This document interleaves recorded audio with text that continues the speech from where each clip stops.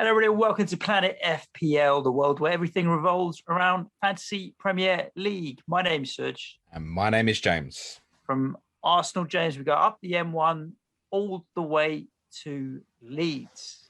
I don't know why you keep using like roads and stuff. I go to central London and get a train, mate. Mileage with Correspondent week. Yeah. We're probably doing like 2,000 miles we're covering. Let me introduce you to our Leeds United correspondent, Andy Martin. How are you, mate? I'm very well, James. Suj, thanks for having me again. Can't wait to get around to the new season. It's coming along. So, I mean, you are a glass half full kind of guy when it comes to Leeds. So he's so excited. Really? Optimistic. Well, yeah, I mean, what gives that away? Yeah, yeah. Andy, Listen, what I want to know I is, too, to be fair. Have you got 4 Leeds players, 5 Leeds players? How many have you got? Before we started recording, you said to us there were about 3 players overpriced. Should we start with who they are? Yeah, well, I didn't think overpriced. I just thought fairly priced. I think Meslier at 5 million is fairly priced. I think Firpo at 5 million is fairly priced, and Bamford at 8 million is probably fairly priced as well. But the rest, I would say, are underpriced, and it's a joke. I mean, the Harrison Raphinha is a joke of a price, really. So, I mean, at the moment, I've got 2 with kind of a Buendia Harrison 50-50 on those 2 at the moment. So. Yeah, it's funny. I'm similar to you. Ayling went in straight away when the prices were announced at 4.5. There's so many 4.5s that people have bandied about. For me, it was straight away like 100 points with no attacking returns. Even just picking up 3 or 4 next season, he could do better. Obviously, Raphinha is well talked about as well. And I've got Ismail Assar in, and if he didn't perform, the first place I'd go to is Jack Harrison as well. So we're on a similar page thinking about the Leeds assets. At the start of the defence, you picked up, what was it, 12 clean sheets last year. Do you think you can build on that? One of the things was you scored a lot of goals, but you leaked a lot of goals. Yeah, I mean, that's how I thought it would pan out. I mean, I thought last season we'd probably get around 0 goal difference. It ended up being +8 goal difference. And I think from kind of March time, we looked solid. For a couple of reasons. I think we weren't as gung-ho, and also we had Llorente back, who made a huge difference and calmed everything down at the back a lot more. I think when we had Cooper, he was a bit frantic and can be a bit frantic. I don't think he's at this level, even though I love him so much. But then you put Llorente in there, and Cox progressing, and Struik has come on a long way as well. I think it really calms everything down. Enjoying it. Yeah. I'm glad. We definitely can tell that you've got a hard on for this season, mate. Is Llorente fit? Well, he picked up a knock in the friendly at the weekend, but he walked off. So fingers crossed he's going to be fit. But it's one to monitor, yeah. Because he had injury issues last year, didn't he? But I agree. I thought he made such a difference to you. The back end of the season. He's so classy, just on the ball, his presence in the air. I think he's a classy defender, and he's definitely nailed on centre back for us. If he's fit, is it? I've got him in over Ayling at the moment. I think it's close between the 2 of them. What's your thoughts on that kind of 4.5 battle? No, I completely agree, because he's got the set piece threat from corners and free kicks. So I think again it is close. I mean, I've got Ayling because he's going to get hopefully more forward this season than he did last, because he's going to play that right back spot. And when we go to the 3-3-1-3, I think he'd be quite advanced. So I've still got Ayling, but yeah, Llorente is a fine pick, and is someone that could easily come in and score you good points. And also look at bonus points as well. Llorente with the pass completion, definitely a good option, viable option. I mean, those are the 2 I go for in defence. It's between those 2. Definitely. I don't think any of us can believe that Luke Ayling finished on 0 attacking returns last year. And you are quite right to highlight that he obviously had quite a spell playing centre-back, even in a back 4 because of injuries and stuff. 2.6 points per game versus Llorente's 3.3. Yeah. That was kind of leaning it for me. And he's a unit, isn't he? We saw obviously scored against Liverpool. He's going to be a threat from set pieces this season. He's going to be probably your main target at set pieces. Would that be fair? No, that's definitely fair. He's the man that's going to be in the box trying to attack those set pieces. So yeah, Llorente's a fine pick. I wouldn't be surprised if he's going to get 4 or 5 goals this season. So in terms of that, and if you're thinking last season Ayling got nothing, then perhaps Llorente is the pick. Yeah. Thoughts, Suj? I started with Ayling, and I think I'm just going to end up sticking with Ayling. It's one of those where I'm not going to waste too much brain power thinking about it. Over the course of the season, there might be 10, 15 points in it between the two of them.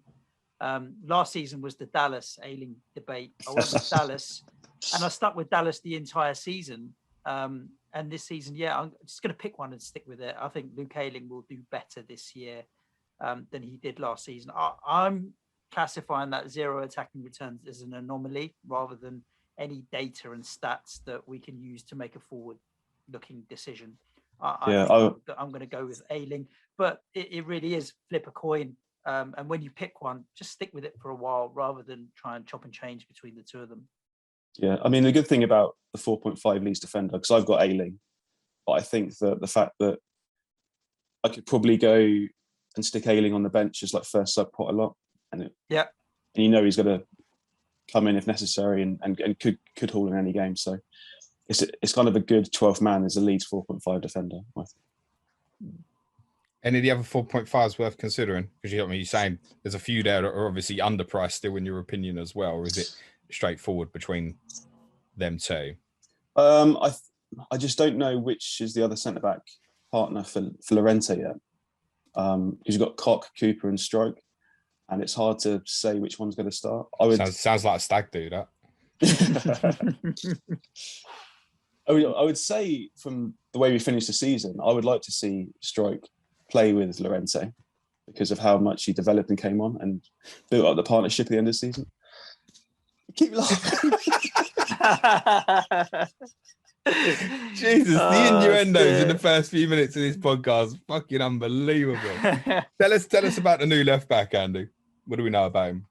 From Barca, so he's got pedigree. This is Hector Junior Firpo Adames, or Firpo, or Firpo, I think. Yeah, Spanish guy. He looked very good on the weekend, the friendly we had. So he set up a goal already for Bamford. He's going to be someone that can make those runs behind Harrison, but also someone that can come inside as well. So he made a lot of runs coming inside into the central part of the pitch on Saturday, which is interesting, as well as overlapping Harrison. So he's going to get forward a lot. I think he's probably more attacking than Ayling will be on the right side. But that 0.5 extra is tough at this stage to go for. But I think he could be an option because he's going to be a threat from that left-hand side. So, yeah. Are you expecting him to start? Yeah. I think he'll start, yeah. I can't see anyone else really going there. I mean, Dallas can obviously play left-back if necessary, but he's like the man. Now, Alioski's gone. He's going to be the left-back of choice. And to be honest as well, Shackleton has come on quite a bit. He's probably looked the most improved player in the friendly so far. And he's someone, because he's a defender, 4.5.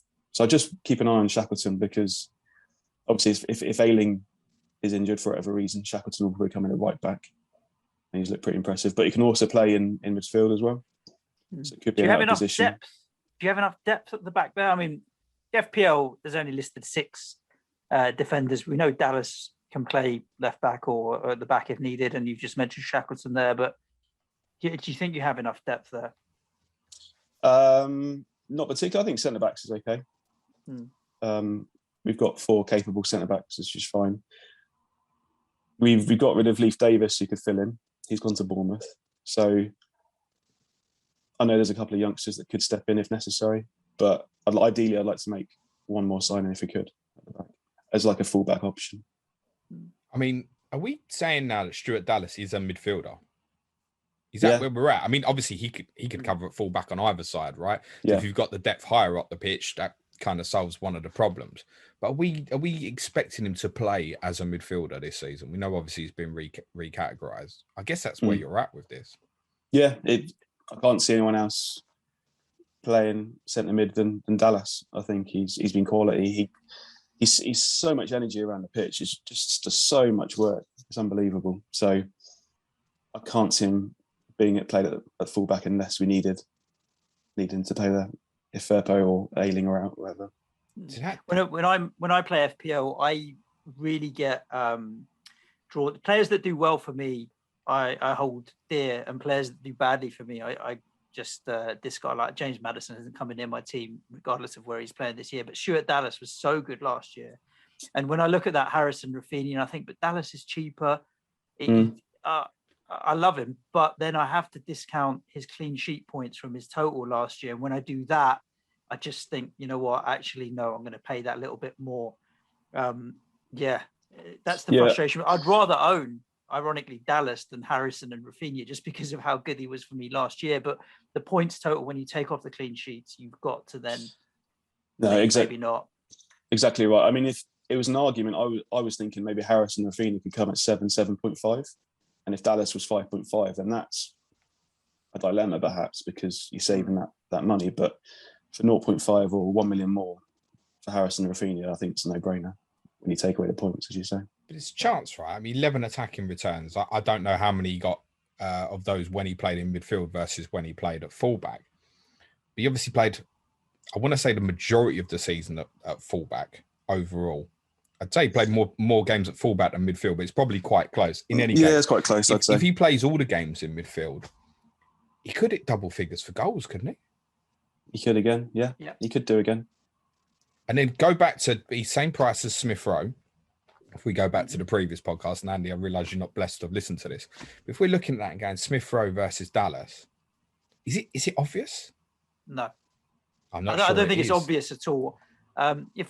If I saw Dallas making runs into the box and being a threat, I'd be moving towards Stuart Dallas very quickly. Yeah, but he will make those late runs into the box, and he will be outside the box shooting as well. So, yeah, it's an option definitely. But that's the one thing I'd love about. I think it's good for Bamford as well because he's the one player that you have currently who runs beyond. We've spoken about this a few times when you come on the pods. He runs beyond. He's the one that always goes past Bamford. So he's not like the 5.5 million sitting midfielder. He's basically like a 10 from an FPL perspective as well. It's really interesting. It's fascinating looking at the ownership numbers. So Dallas is 17% owned at the moment. And I think a lot of that is people just look at it, go 5.5 million midfielder. Look how many points he got last year. The less engaged players, shall we say, are gone, yeah, I'm having all that. Now, obviously, we know that totals a lot less once we take 12 clean sheets off and an extra 0.8 times over for a goal as well. It's probably near a sort of 130 or so adjusted, I guess. But it's still decent. Harrison has got no ownership, basically. It's 5.5%. Raphinha, 22.3%, which actually, I think when the prices dropped, a lot of us thought that would be a lot higher. I think it's gone down a bit since the release of the game as well. What's your thinking across the three, and I guess more specifically Raphinha versus Harrison, Andy? I mean, a lot of people got to take into account that Raphinha played a lot less games than Harrison last season. So Harrison's points total, I think he beat him by about 30 points this season. But I think it's Raphinha played 10 less games than Harrison last season. There's 500 odd minutes between them, 2,300, 2,000 points per game. They're the same, exactly the same. Okay, fair enough. I mean, the fact that Raphinha's on set pieces is the one that sways it for me, and it's the chances he doesn't get as well. When you look at the games and you see Robert shooting when Raphinha's got an open goal in front of him, doesn't pass to him. Raphinha's in a better position, I think, to shoot on goal, where Harrison kind of gets more to the byline and crosses it in. And he's got a good cross on him, don't get me wrong, and takes the shots probably from further out of Raphinha. But for me, Raphinha's positioning and where he is on the pitch, I think is more of a threat than Harrison would be. Harrison, 18 attacking returns last season. Raphinha, 16. So that's 36 attacking returns between the two? Incredible, isn't it? Can we just go both of them? Yeah. And that's the dilemma I'm having. I think the only reason I'm not going for two is the fixtures. I can see myself owning both very soon into the season, probably game week 5 onwards for a good run. But yeah, you can own both. I mean, to get those two for 12.5 million, that's ridiculous, really, isn't it?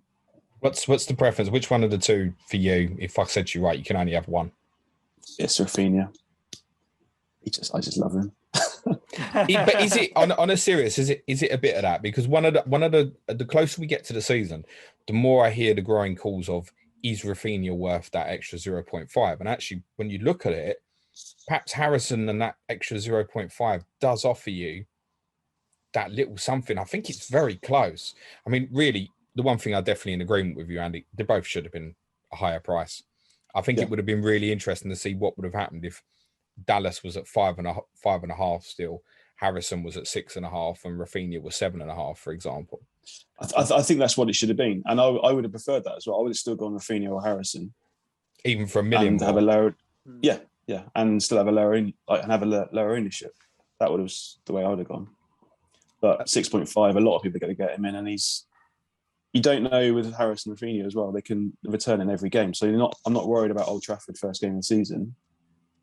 Sticking Raphinha in there. Well, Raphinha scored twice, assisted twice in that fixture last year. Not that we're expecting it to be 6-2 again. No. Yeah, and he's so dangerous, and on set pieces as well. I think it's a no-brainer just to have 6.5 Raphinha in your team the whole season as a set and forget. Thoughts, Suj? I'm going with Raphinha. I think partially also because one of the things that I took away from Content Creator Week was about just keeping it simple at the beginning. And with that gap in ownership with Raphinha, I'm going to go with the crowd. But you're talking about that game week 4 swing in fixtures for you. The run after that for you is so good for about 7 or 8 games that I've got no problem doubling up in midfield. It's just going to be, I'll probably have 3 Leeds players for that run. And it comes down to up top, I'll be coming off Ollie Watkins possibly when their fixtures change.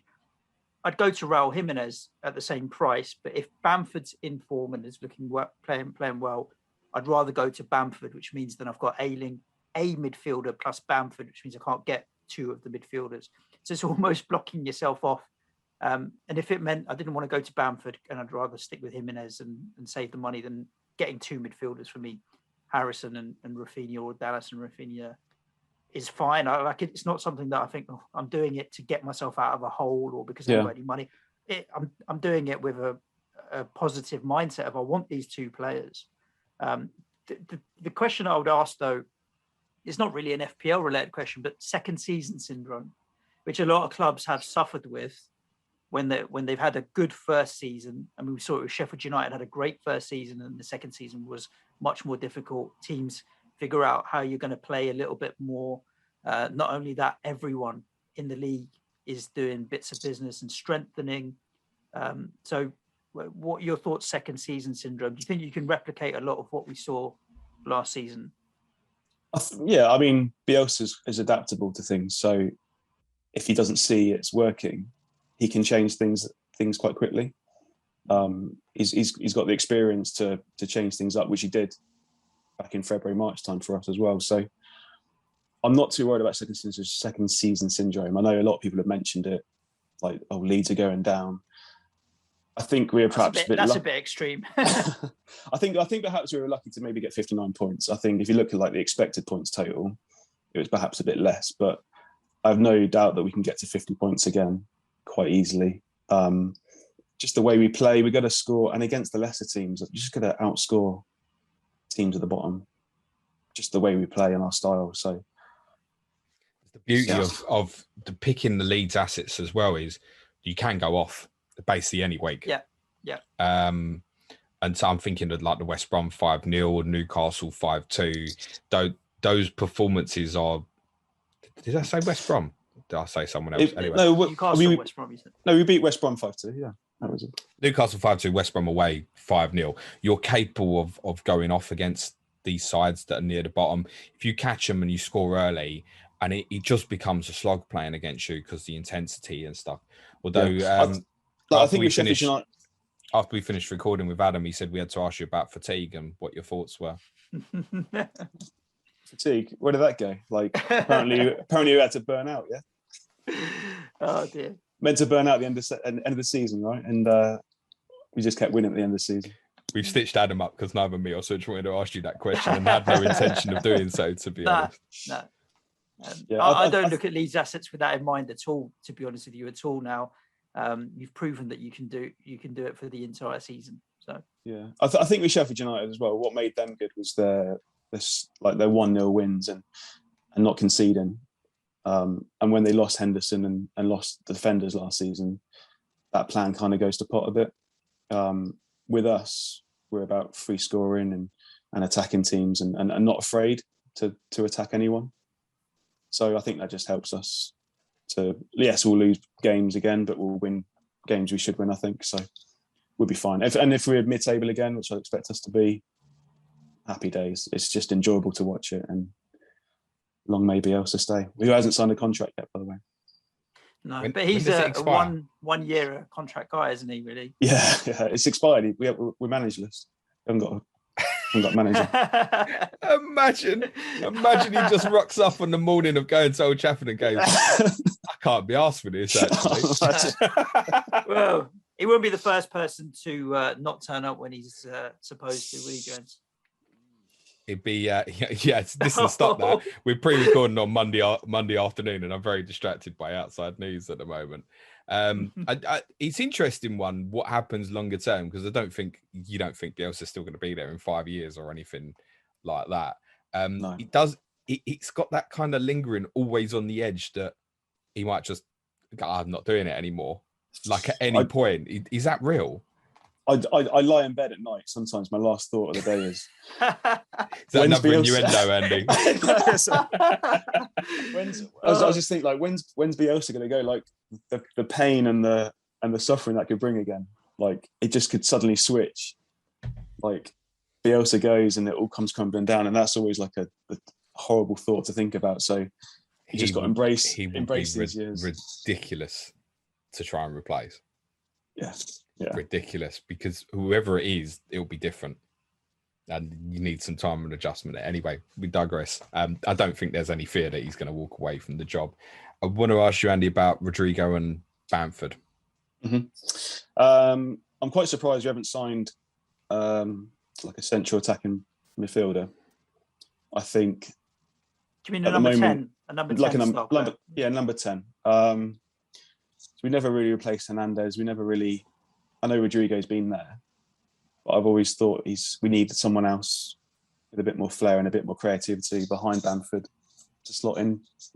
So while we haven't signed anyone, I think Rodrigo will step into that slot with Bamford up top, which is fine. Rodrigo's points is 89 points from just 1,200 minutes is incredible. Yeah, you just don't think he'll get the minutes though. I don't particularly, and that's another reason I wouldn't go for Bamford either. I think we saw last season that Rodrigo took some of Bamford's minutes away up top. I think that could happen again. If Bamford, we know how much he works up top with pressing the other team's central defenders. He's running always trying to press and harry and stuff. So it's an option where Bamford could get subbed off like he has done, like 60th minute, and then Rodrigo plays up top. If you do buy another attacking midfielder, because I guess we're saying Dallas probably and Rodrigo in front of Phillips at the moment in the 4-1-4-1. We know you can adapt systems, but generally probably what we're looking at. But if you buy someone to play with Dallas, do you think Rodrigo could start instead of Bamford? Because I think that's a possibility now. It's a possibility. I don't think he will, but it will definitely take a lot of minutes off Bamford if that happens. If we did sign a really decent first choice Cam, then I wouldn't want to go Rodrigo or Bamford at all, because of the minutes going to be quite shared, I think, and because the work rate they put in as a one-man front man, you got to be knackered and you got to be subbed, I think, quite early if you've got that replacement on the bench. So Bamford, I think for you would be a no, wouldn't it? He's one of the few players you probably rule out from buying game week 1 at the moment. Yeah, because of the price compared to like Harrison and Raphinha. And also because it's not completely certain. I think he will start. I'm not too concerned he'll start, but I'm just worried about the minutes he may get as a starter, like we saw at the end of last season. So play the hour, then come off. You don't really want that as an 8 million forward, really. There was quite a few of them towards the end of the season where he's dropping off at like 55 minutes or so, and you're like, what? Yeah. And that's a a pain in the backside. Rodrigo, any consideration for you from an FPL perspective, or have you got to the front line and you've already got 3 Leeds assets, so you forget about it? Yeah, I don't think so. Unless something happens to Bamford and he's playing every week up top, I don't think you can go there.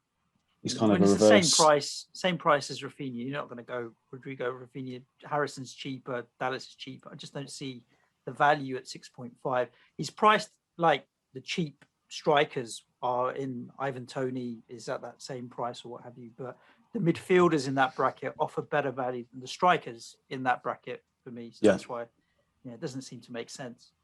No, I agree with that. I wouldn't touch our forward line until for sure we're having a good run and the minutes are there for either Bamford or Rodrigo. I'm convinced at some point this season Rodrigo will be a thing in the FPL community. It will be like 1 week, it will be like a massive bandwagon at some point this season. Yeah, the good thing is he's the one that's going to start it, James. He might be the one that finishes it as well. The good thing is Rodrigo did progress through the season. He got better and better as the season went on, and you can see the work that he put in was paying off. At the start of the season, didn't think much of him, but at the end, it was like, okay, Rodrigo's actually ahead of Bamford here from the performances he was showing. So, yeah, who knows? Suj, Bamford, Rodrigo, knows.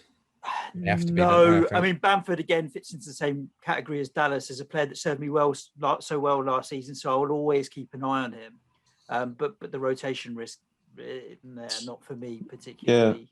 Yeah. I mean, Bamford's another one you can wait till game week 5 and think, exactly. Okay, how's he done first 4 game weeks? What's his minutes like? Yeah. And then, but when you compare him start season with someone like Watkins or Antonio Wilson, there's too many in that bracket to start with Bamford, I think. Yeah, especially for the first 4 fixtures. Yeah, that start is annoying. It's putting me off a bit. And I totally agree with you, particularly the offensive assets. Like Raphinha and Harrison, I think, can return in any game. Bamford, you can put into that as well. But United, Everton, Liverpool in the first 4. Everton, Rafa Benitez's first away game. I don't suppose they're going to make it easy for you and kind of open up and play swing punches back at you. They're going to go in probably quite negative against you. So I think that's a tough start. If I look at the first 3 home fixtures, even going on to game week 6, Everton at home, Liverpool at home, West Ham at home, the first 3. Would you get 1 point from those 3 last year? Yeah. Was it Liverpool at home drew, West Ham and Everton both. I mean, Everton was a mad game, actually, when you played Everton. West Ham well deserved to probably played as well as anyone did at Elland Road last year, actually. The away games, obviously, you took a beating at United. We know that won't be exactly the same this year. And you obviously won well at Burnley and you won at Newcastle. When I stretched that out over the first 6, I'm not sure it's as appealing as I want it to be. And I agree with you, Andy. I think if you said to me, right, dead team, Harrison, Raphinha, yeah, they're the sort of players I want in there. Do I have to start with them? I'm not convinced I do. I'm not convinced that you're going to start big. No, I completely agree with that. I was a bit annoyed with our fixtures and like we're not going to start off to a flyer perhaps, but yeah, like you say, when the prices came out, Raphinha, Harrison, I was thinking, oh, that's so cheap, I'm all day long. But now the more I look into it, the fixture wise, I think probably just Raphinha is enough. Maybe Ayling is the bench option. You could probably start him game week 3 against Burnley. The contradiction, though, is I think by the time you probably get round to somewhere between 5 and 7, a lot of us are going to want the treble up. So unless you're planning to wildcard in sort of game week 5 or something, starting with no Leeds is probably not a good idea. No, and I think a 4.5 Leeds defender that you can bench and Raphinha is fine. Because the value is fine as well. And Raphinha could easily return at Old Trafford and at home to Liverpool. Why not? What do you think of benching? Add the set pieces in, right? Add the set pieces with Raphinha. You nick a goal off of Llorente's head. Yeah. Makes it worth it. Well, I think he had assists in United away and Liverpool at home from corners last year, specifically in those 2 fixtures, actually. What do you think about benching an Ayling in game week 1? Is that reasonable to do that? Or do you think, actually, I should play him because he's probably going to be offensive? No, I think benching is fine. I'd back United to score. So there's options that I want in my team. Like I've gone double Liverpool defence, trying to get the clean sheets and stuff. So I wouldn't expect a big return from Ayling. I wouldn't expect any return from Ayling in game week 1, but he could get 2 points and be fine. Those first 6, Andy: United away, Everton at home, Burnley away, Liverpool at home, Newcastle away, West Ham at home. How many clean sheets do you think are in there?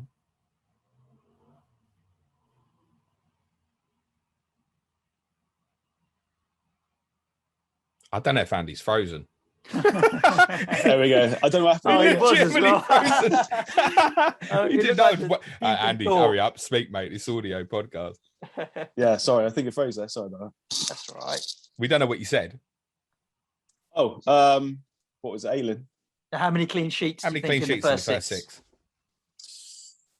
I would say 1, maybe 2. Yeah, so this is the point of what I'm saying. You can go, yeah, they're brilliant assets, but particularly for those who are thinking, I'm wildcard in the first international break or something, I think you can swing against Leeds, but you've got to know, I think, that you're doing that. Yeah. Otherwise, I think, yeah, you've got to have something sitting there. I'm looking at sort of the fixtures and going, if I go with Ayling or I really like Llorente if he's fit, actually. The problem is then I'm not sure, once I get to Burnley away and Newcastle away and West Ham at home and the games, even Everton at home, the games I know I definitely want to play them in, I'm not convinced that I'm going to push through with that. Depends how big you go defensively, right? If you go with like Trent, Robbo, Luca Dean and Luke Shaw or something and Ayling, you're never going to get Ayling on the pitch, are you? No, fair enough. Yeah, I mean, I've got a 4.0 defender sat there, so it's likely I'll start with 3 at the back and then bench Ayling. But I want to play Ayling in the fixtures. I believe we can get clean sheets. So whether I start him against Everton, 50-50, but then I'll probably start him against Burnley, then Newcastle. Yeah, I mean, it obviously depends which rotations you go with. I mean, actually looking at it, if you go with, say, Fofana, for example, obviously they're at West Ham in game week 2. So when you play Everton, I think, yeah, okay, you'd bring Ayling in. It's an awkward one if you go too big, though, and then have a player like that who just psychologically, you don't really want to be leaving a Leeds player on the bench. I don't think. I mean, we all got done with Dallas, didn't we, when he returned at Man City? Yeah. And there's always that prospect. I don't think there's the prospect of Luke Ayling scoring 17 pointers or whatever it was at Man City. But he's not a player I think you'd be watching through your eyes, like watching Leeds attack if he's sitting on your bench and stuff. Yeah, that's fair enough. I mean, a lot of people are benching Raphinha game week 1. I've seen squads where Raphinha's first bench. They want him in the squad. And I think that's so dangerous. Like, we can go to Old Trafford and score a couple, and Raphinha could be involved easily. Well, I'm not saying this. United conceded, 9 in the first 2 home games last season? Yeah. To Crystal Palace and Tottenham. Stop laughing at the back. Yeah, I'm benching Ayling game week 1, but I'm playing Raphinha. Yeah. For me, I've got 2 4.5s, the other being at the moment Ben White, and those are the 2 that I'll flip between. And I'll play Ayling exactly what we're saying. Everton, Burnley, Newcastle, I'll definitely play him and I'll bench him for the others. Yeah, if I take Raphinha or Harrison, there's no benching. They play. No. Irrespective of fixture, they play for me. Yeah, you just don't know when the hauls are going to come at all. It's for a Leeds attacking asset. An easy game or hard game. You've got the effectively easy fixture where teams are sitting in and trying to block everything, or the bad fixtures. That's when they could return more because the teams are attacking on us and we just punch for punch. And so, yeah, against the good teams, it's probably maybe an advantage to play the Raphinha and Harrison.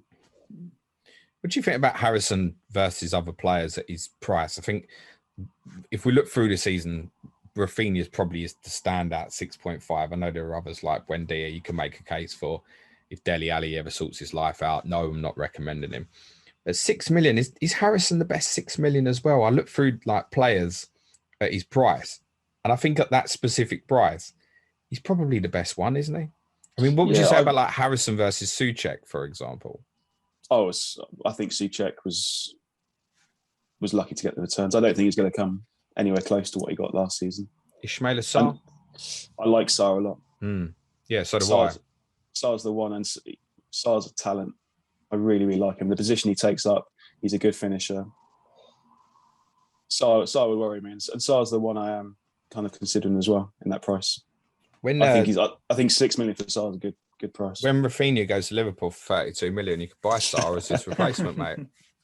It's an Ain't gonna interesting happen. question, Ain't James, happening. to say, because I was going to ask Andy. I mean, are you surprised that some bigger clubs haven't come sniffing around some of your players? I'm even thinking of how good Calvin Phillips was in the summer. No one, I mean, I didn't particularly expecting them to play double pivot Rice Phillips, and it worked so well. There could be. I'm surprised more people haven't come in for some of your players, to be honest with you. I just think there's no chance of getting them at the moment. I think our squad's so happy and can see the work we're doing as a club. And the big players are so integral to what we do. So Phillips and Raphinha, they're just enjoying themselves and they love the football we play. They love the whole team ethic. The coaching's brilliant. I know that big clubs will be sniffing around, and perhaps in 12 months' time, other clubs will come in. But I'm confident we'll keep both for this year. There's so much talk of Declan Rice leaving West Ham. I'm like, whatever money we get, just throw it all at Calvin Phillips. Don't care how much it is, but it just feels they go like from whatever Leeds we get. to West Ham for great move. Oh, Do you remember us finishing above you, James? And European football. He wouldn't go from Leeds to Tottenham either, mate. If he leaves, he's going to one of the big four or something, mate. I don't think so. I think there's money talks, and it would definitely wouldn't surprise me if he'd earn more money at West Ham than he is at Leeds. I don't know what the salaries are like for Leeds players, and you're right if you're thinking about it from a camaraderie point of view and all the rest of it, but money talks. Calvin Phillips is not young anymore either. What is he, 26? 25, I think 25, 26. Yeah. So he's getting to that point where he's going to want a decent contract in the next couple of contracts. And he knows playing for England in a major tournament, he can get big money. And there's no doubt that in London, he'll earn more.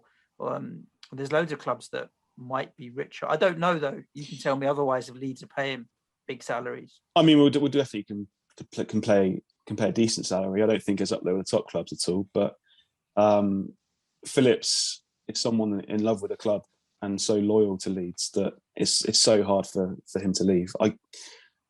The connection he has with us is just incredible. I think it would have to be the right move. Calvin Phillips is not a player I think would be moving for money. He would be moving because for whatever reason he didn't think he could win trophies at Leeds. That would be the inspiration for him. And I think it would have to be the right fit. I mean, if let's just say Tottenham did bid 50, 60 million for him or whatever and it got accepted, he'd look at Tottenham and go, are you joking, considering like what I've got here with the way Leeds play and stuff like that? So yeah, I think it's good to take like a Man City or Chelsea for someone like Phillips to leave. To be honest, someone huge would have to get him. And someone and a club that you can see getting trophies from. By the way, Suj, well done for alienating about 80 to 90% of our demographic by suggesting that 26 was old. Like, we all feel fucking terrible now. Well, cheers, mate. From a football player's career, though, he's getting into that 4 or 5 years where he's going to want to win trophies. If the argument for Calvin Phillips not wanting to go to Tottenham or a club where he doesn't think he's going to win trophies, does he think Leeds are going to win trophies? I don't see you guys picking up a trophy in the next 3-4 years. Oh, I can. Really? Yeah, I'm not too sure with that. I don't think so.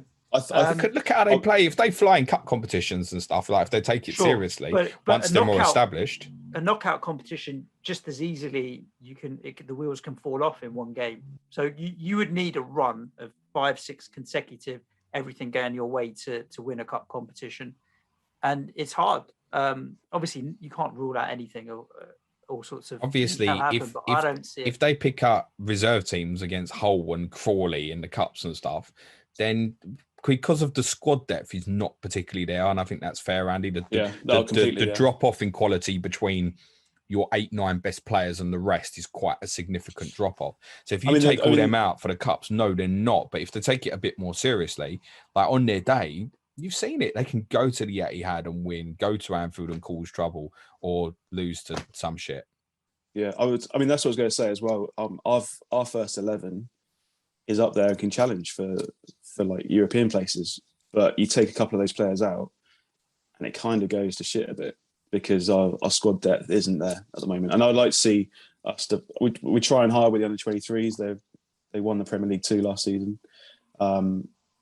So we are developing youth as well, and Bielsa's keen to do that. But the squad I depth, think where you finish this year, Andy, will be dependent on fitness of players. Because I think, like, being serious, if Llorente can't get himself properly fit and you lose Raphinha for a long period or something and lose Bamford, for example, then I think there's a possibility you might finish top half. If the team stays fit and you only end up playing 40 games like you did last year, you finish top half again, as far as I'm concerned. Yeah, that's the thing.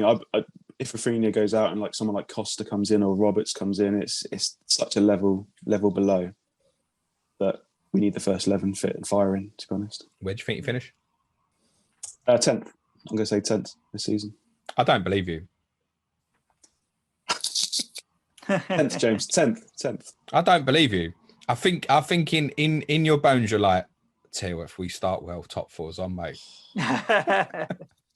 If we get to Christmas and we've had the whole squad's fit, firing, yeah, and you've got 60 points, you might not bother the league. No, I think European place is going to be tough because of the squad depth and stuff. So if we're playing the football we played last season, the fans are enjoying it. Everyone's behind the team. Yeah, that's a brilliant point as well in terms of the difference of Ellen Road this year, maybe. Ellen Road is going to be so rock. I can't wait to go. Yeah. I'm going to see Liverpool game on nice in September. So is that a Monday night as well? I want to say maybe Sunday.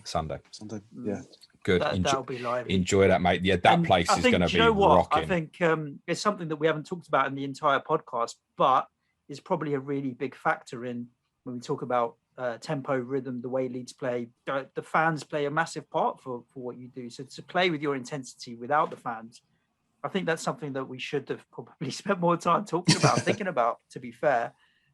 So that will be interesting. I think where you finish in the league also is so dependent on a lot of other teams, because the top 4 kind of write themselves. You've got Arsenal and Spurs thereabouts. Villa have been spending money. West Ham are in the transfer market as well. Everton under Benitez are going to be a bit dull and defensive, but they'll grind out results. It's just that the league is not an easy league to play in and get consistency in. But James said at the start of last season that you were the team that he was most looking forward to watching. And I think you can copy paste that kind of comment again. We're looking forward to watching Leeds again this season. So that's a testament in how well you've settled in the league and what we've got to look forward to, isn't it? Yeah, everyone's favourite second team. Right? Yeah. And there's so many people that we've spoken to are just like, all I want to do, even James with Spurs, all I want to do is at least enjoy and get behind my team. At least I do enjoy watching Leeds. No, I'm talking about your team, mate. I think, I mean, look, I probably watched 36 or 37 of Leeds games last year, and I can't fit many bad ones, maybe 1 or 2. Just Brighton twice. Brighton, yeah, Brighton. Both games against Brighton, weird. Yeah, you really bad the home game, and I think they gave you some problems actually in the game at the Amex. But yeah, particularly the game that was the one game at Ellen Road where it was like, wasn't that during the double as well, wasn't it? Was the double or the blank, or we all had loads of Leeds players on our bench as part of bench boost. I remember that. It was meant to be a double or something like that, because I that's the week I went bench boost. Because of course, the Southampton game got moved, didn't it? Got moved, yeah. That's right. So I had a bench boost of all the Leeds players on 2 points because they're meant to play twice. But yeah. Shrewsbury Town fucked up everyone's bench boost. Yes, correct. I remember now. Andy, which Leeds players starting with game week 1? Confirm. Raphinha. Only. Ayling on the bench. Same as me.